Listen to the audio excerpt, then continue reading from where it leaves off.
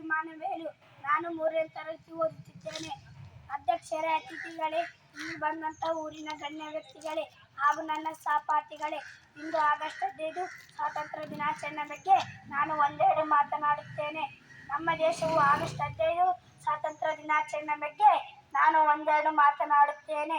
ನಮ್ಮ ದೇಶವು ಆಗಸ್ಟ್ 15 1947ರಂದು ಸ್ವಾತಂತ್ರ್ಯ ಗಳಿಸಿದ ದಿನವಾಗಿದೆ. ನಾವೆಲ್ಲರೂ ಸಂತೋಷದಿಂದ ಈ ರಾಷ್ಟ್ರೀಯ ಹಬ್ಬವನ್ನು ಆಚರಿಸುತ್ತೇವೆ. ಸ್ವಾತಂತ್ರ್ಯ ನಂತರ ನಮ್ಮ ಎಲ್ಲ ಮೂಲಭೂತ ಹಕ್ಕುಗಳನ್ನು ಪಡೆದುಕೊಂಡಿದ್ದೇವೆ. ನಾವೆಲ್ಲರೂ ಭಾರತೀಯರು ಎಂದು ಹೇಳಿಕೊಳ್ಳಲು ಹೆಮ್ಮೆ ಪಡುತ್ತೇವೆ. ನಮ್ಮ ಈ ಭಾರತದ ಭೂಮಿಯಲ್ಲಿ ಜನಿಸಿದ್ದು ನಮ್ಮೆಲ್ಲರ ಅದೃಷ್ಟ.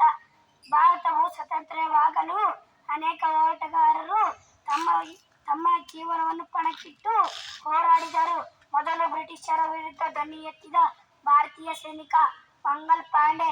ಇನ್ನೂ ಅನೇಕ ಮಹಾನ್ ಸ್ವಾತಂತ್ರ್ಯ ಹೋರಾಟಗಾರರು ಸ್ವಾತಂತ್ರ್ಯವನ್ನು ಪಡೆಯಲು ತಮ್ಮ ಇಡೀ ಜೀವನವನ್ನು ಕಳೆದರು. ದೇಶಕ್ಕಾಗಿ ಚಿಕ್ಕ ವಯಸ್ಸಿನಲ್ಲಿ ಪ್ರಾಣ ಕಳೆದುಕೊಂಡವರು ಭಗತ್ ಸಿಂಗ್, ಖುದಿರಾಮ್ ಬೋಸ್ ಮತ್ತು ಚಂದ್ರಶೇಖರ್ ಆಜಾದ್. ಇವರಂಥ ಎಲ್ಲ ಭಾರತೀಯ ಸ್ವಾತಂತ್ರ್ಯ ಹೋರಾಟಗಾರರ ತ್ಯಾಗವನ್ನು ನಾವು ಎಂದಿಗೂ ಮರೆಯಲಾಗುವುದಿಲ್ಲ ಎಂದು ಹೇಳುತ್ತಾ ನನ್ನ ಪುಟ್ಟ ಭಾಷಣವನ್ನು ಮುಗಿಸುತ್ತೇನೆ. ಭಾರತ್ ಮಾತಾ ಕೀ ಜೈ!